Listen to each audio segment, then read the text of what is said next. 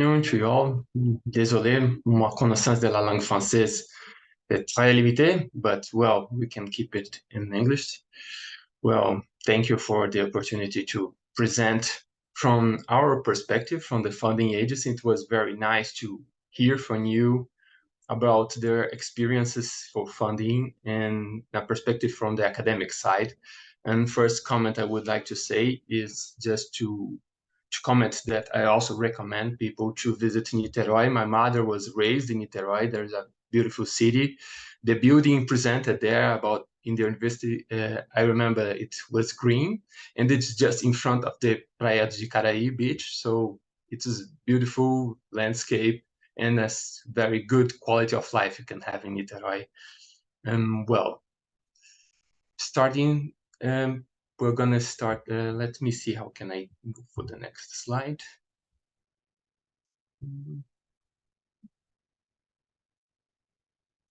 Well, page down. It's not working here. Just a moment.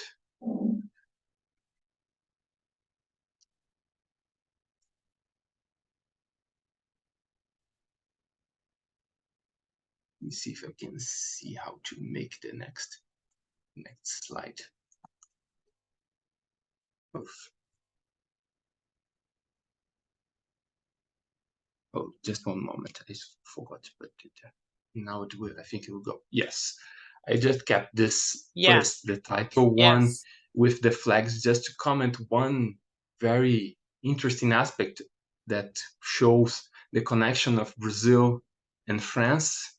You can even see the connection of Brazil and France in our flag, because when we see written Ordem e Progresso, means order and progress, it comes from the original motto of positivism from Auguste Comte, that was love, order, and progress.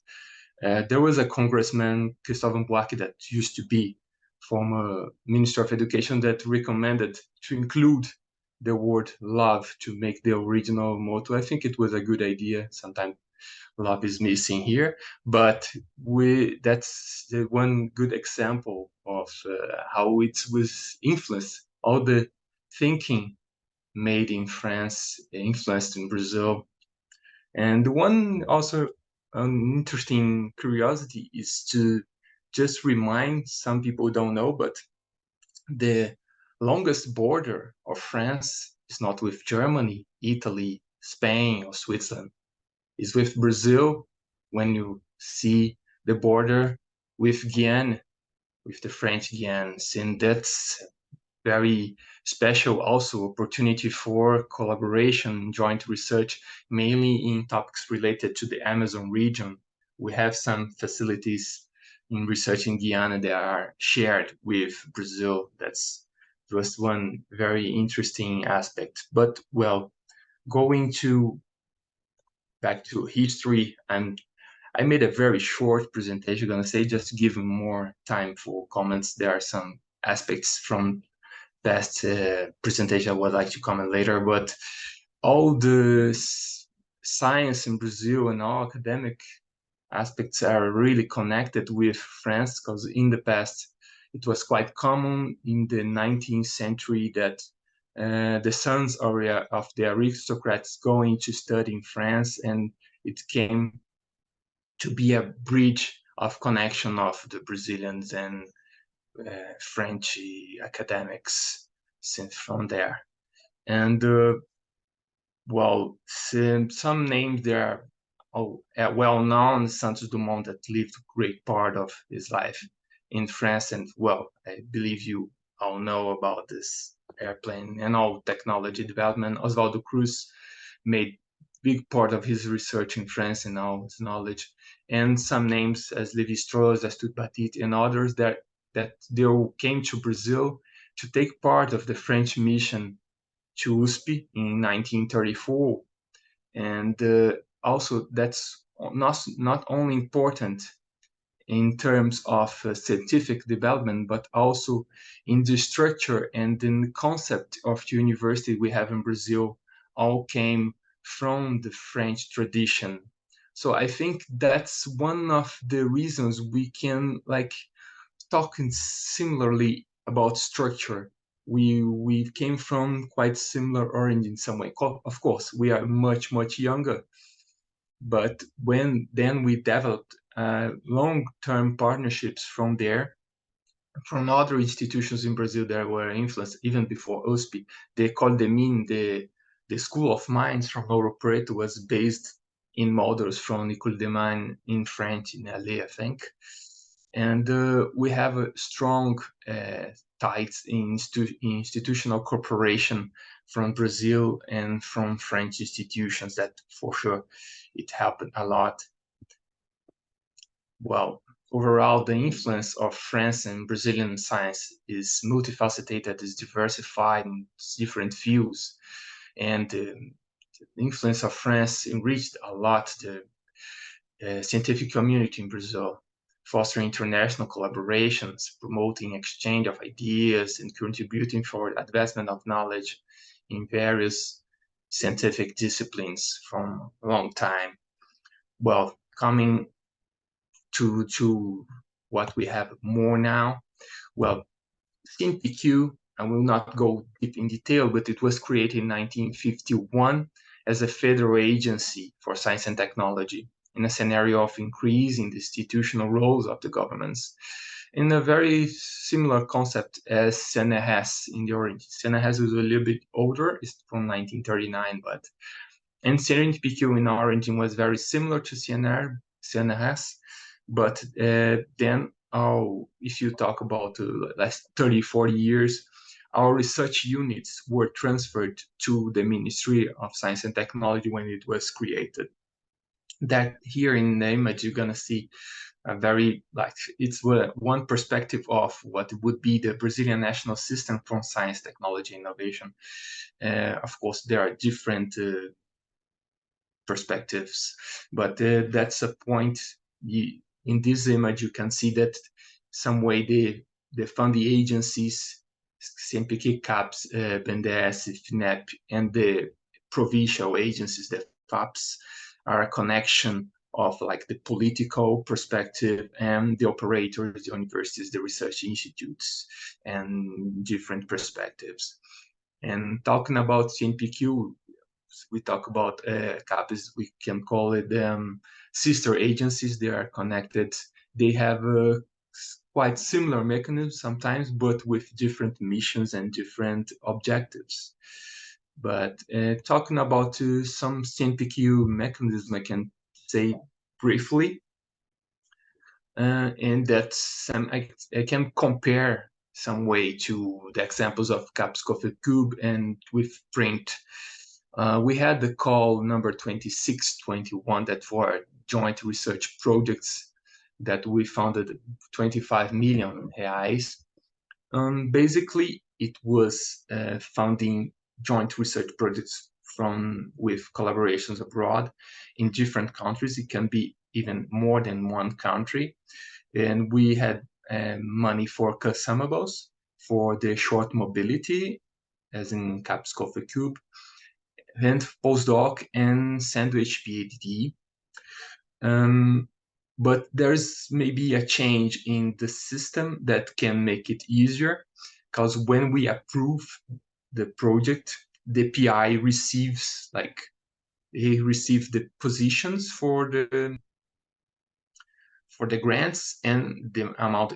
Usually they receive 100% of the amount approved since the beginning, so he don't need to be asking for the funding agency when he gonna make a travel or trip. He can make the plan and make the trip the way he and don't need to be very strict the number of days he can use in according to the regulations of the agency, of course, but he has some freedom to make it according to the collaboration and according to the acceptance of the projects.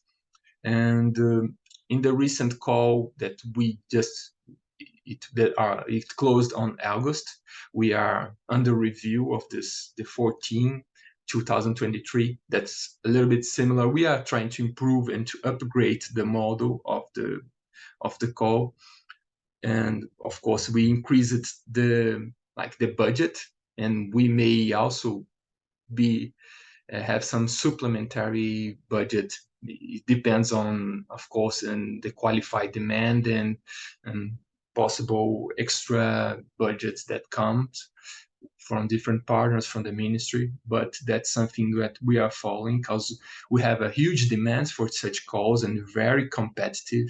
And we know that's quite hard when we have so many good projects to be approved. And we try to do not just make cuts to approve more projects. That's something that we are trying to not make it because it's very negative for the development of the project, for the possible evaluation of the results of the project. When we make too many cuts, so we try just to make the best evaluation. And well, that's not an easy task, but the scientific community help us a lot. We have review committees. We have a lot of ad hoc reviewers. We use our PQ scholars and qualified scholars, more than 15,000 scholars from our areas of knowledge that help us in trying to make this kind of decisions. But one improvement I can say about the last call, this one that we are reviewing, is that we included also another grant that we call, it's not exactly a good name, that's the DEG and the DEV. That's this, what can I say? It's the International Technological and Innovative Development Abroad. The good point of these scholarships, they are very flexible. The requirements are quite low. They just need to have a bachelor, and they can very, very flexible in the duration. You can prove it for 1 month up to 12 months. So the coordinator and the groups, Brazil and the foreign groups, can adjust the duration of this exchange according to the needs, according to the plan of the projects. They don't need to adapt it in a way that we need to follow it. The minimum is 3 months, so we need to put more activities here to fill the 3 months. No, you can make it shorter and make it up to 12 months. And so the idea is that we are trying to give more flexibility on that. And commenting on this aspect also, we are about the requirement of submission in more than one language. It happened in the past when we had the more bilateral calls, and well, a proposal needed to be submitted in Brazil in Portuguese, and in the other country in a foreign language, and all the production of the proposal were much more like was demanding a lot of work for translation and gave less space for the discussion of the project itself. That's my perspective. And that was a little bit of a struggle we had with our law department, of judicial department, because the original perspective of them was that all the content need to be in Portuguese. But we had a lot of discussions, including showing projects written in Portuguese and say, well, that's technical material, even in Portuguese, if you may not understand most of it.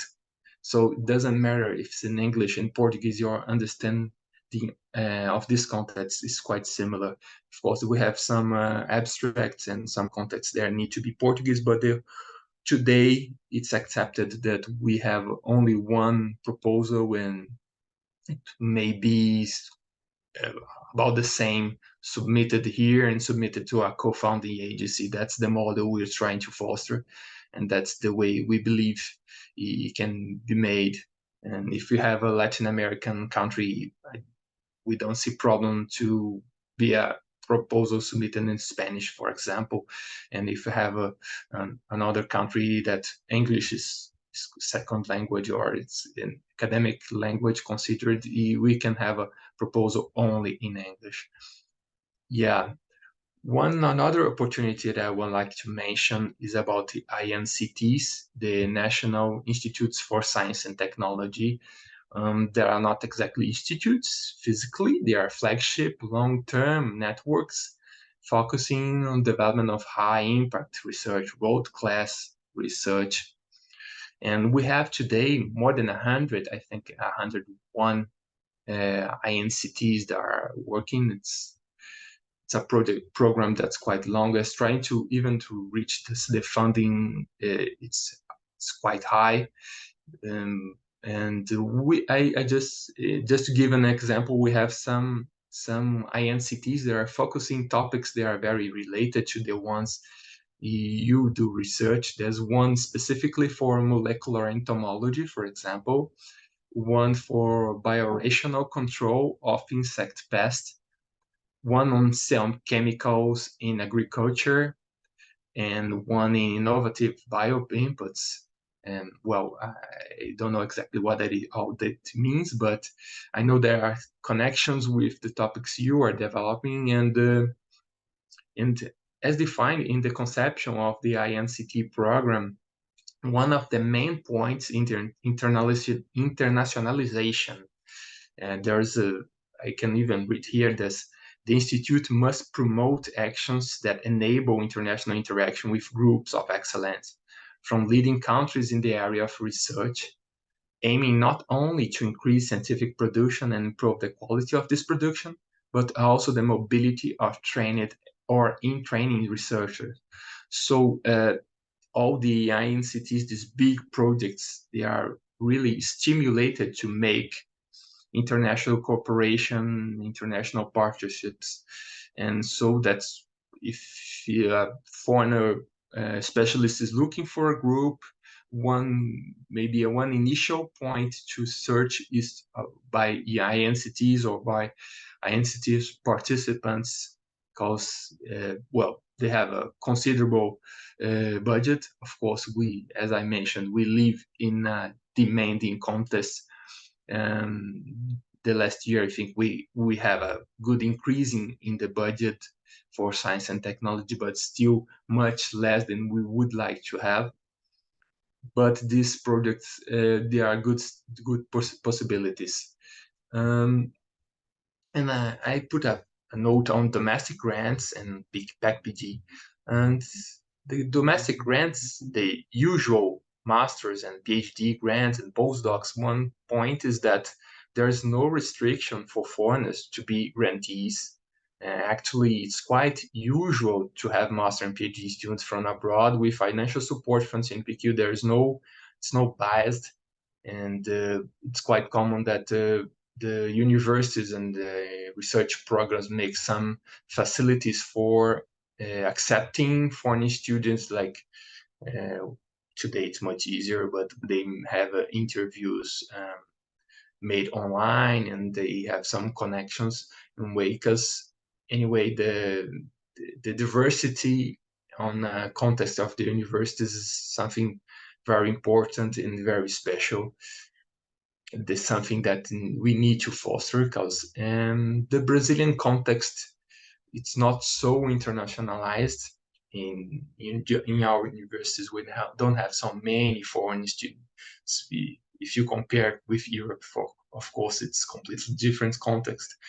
But this diversity of perspectives and of experience is something that we believe it's something that we can have a very good result on that. One comment that we have recently signed new memorandum of understanding with CNRS. We had in the past several calls for proposals in joint research programs with CNRS. We made in a way that to adapt to the mechanism of CNRS. They are quite peculiar, the peaks and the UMR and all this mechanism from the associated labs. There are some Brazilian institutions and universities that already have connections, traditional connections, and have this kind of mechanism, even without the funding from CNPq, but with different fundings. And actually, I have a meeting tomorrow with the Counselor of Cooperation from France. I would like to have some, maybe later, I think Joanna commented about this issue related to to the values required.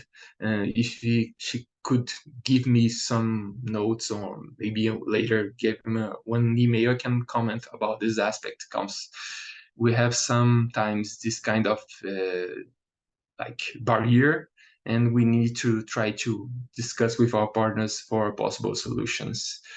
And actually, I would like to also comment about the joint degrees, the co-tutelle. That's quite new mechanisms. It's not so used in Brazil. If you say about 20 years ago, it was very, very rare, but it's increased as a consequence of long-term cooperation of research groups.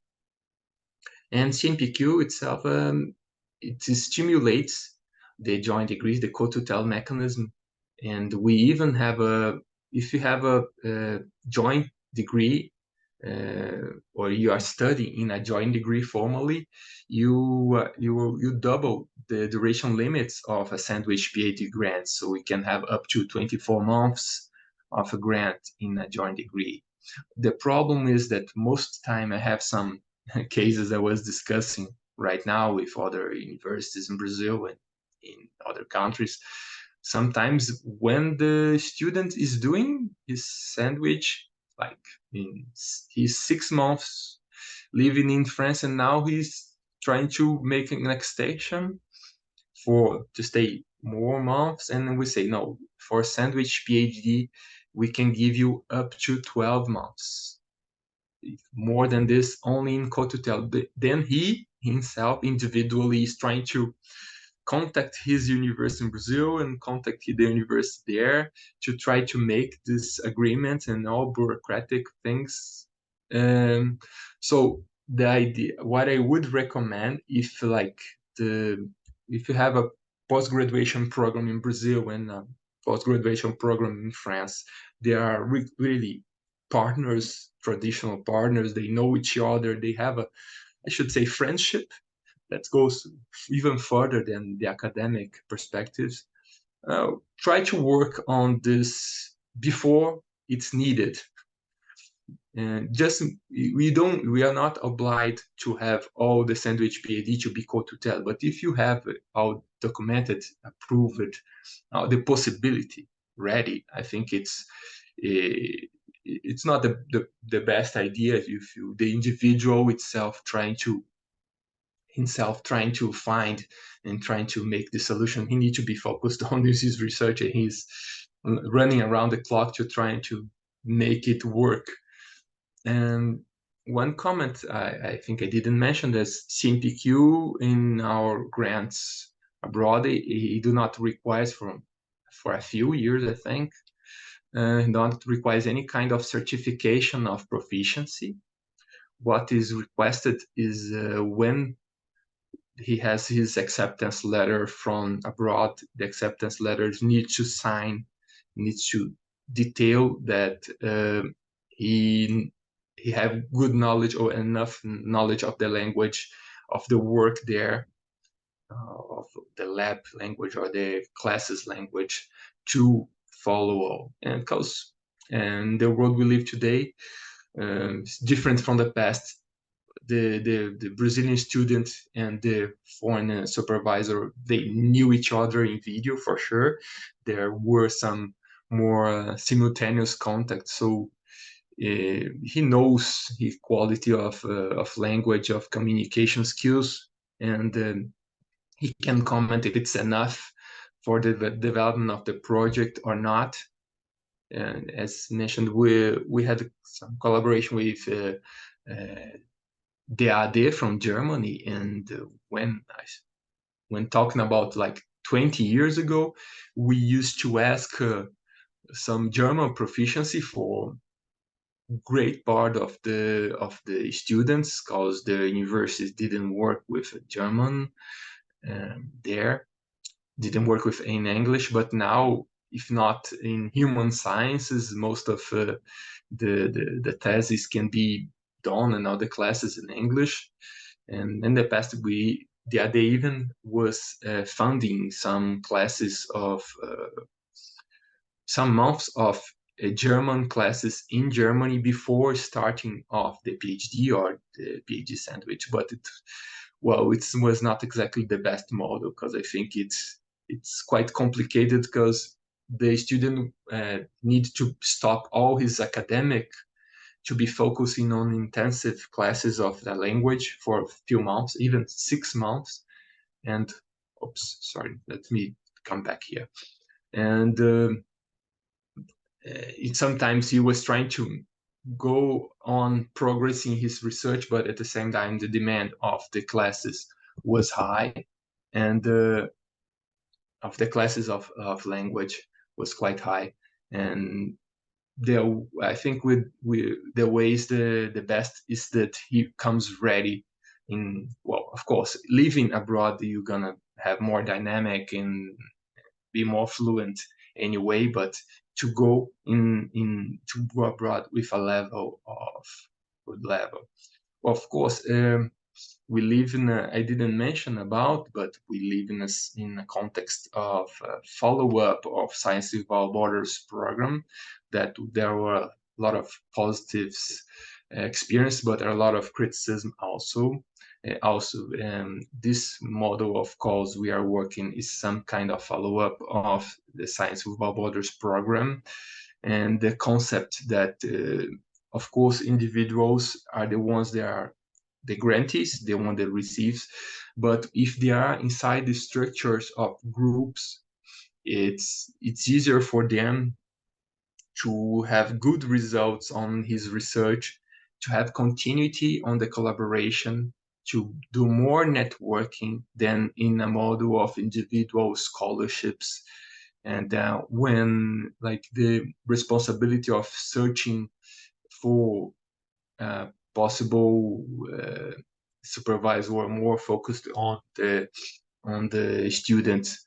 In this model, of course, we have usually the supervisor abroad has some kind of connection with the Brazilian PI, that's a senior researcher. Of course, the student may have some contacts and try to reach new partners, but it's not only his responsibility. That's a concept that if we make it more collective, we think we can have better results. And talking about collaboration with France, we also could comment on a triangular collaboration that we have very good experience and with about Africa, for example, because France has a very good presence on African countries, and also Brazil has good presence and example, for example, in Embrapa or even Fiocruz and other institutions. So as it's other mechanism that we can work on. But I think my time is done, and I will just open for any comments and calls, because that was quite short, but I think I talked too much anyway. Thank you very much. Merci.